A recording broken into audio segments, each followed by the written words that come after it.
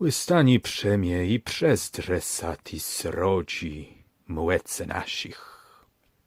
Dla nich łefiarowac, ściescy sweje, kłeźdą mesla, kłeźdy bicy serca. Jak uważasz, wyrto to cię, nie wyrto? Tak je wezdrzył na ten las chwerungwi i na to młerze ledy kasiepściegłe, któren tam tłocił na szerocim głescyńcu prowadzącym z Gdyńska na Płemłerską. Wysok z gór siadych zdrałe na nich kalwaryści kaplece. Był to lud prosty, tandzik burze, wesoci rebyce, snözi, młody białci i stori babulinci. Siebie tak za nima stojele ti, co z garecznice weśle za kumpaniu. I tich ternech ju widzą w mirochłewścim lese, w siołmach pierastych, na wysocich kłeniach, w temie drodzi. Tej byłby to nyród chwalny.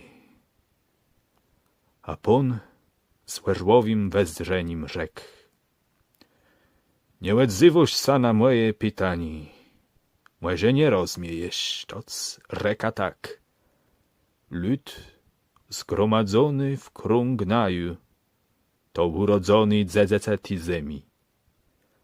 Ale łenicy snani są le słegama. Z młewą sweją i łebeczaja płes krelesa płes swoich płystkłewiach i psach. Łeżą, seją, łowią, ale władzę na swoich łedach i na swej zemi nie mają. Młewa ich i łebecie są płesmiewiska dlytych, co nima rządzą.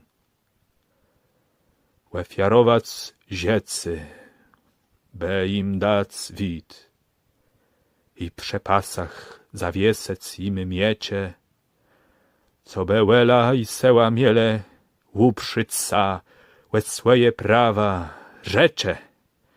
Wyrto to cie nie wyrto. Skąd miesa łed razu przebycie łeno strasiedło spłet kwerunowony jarzambine.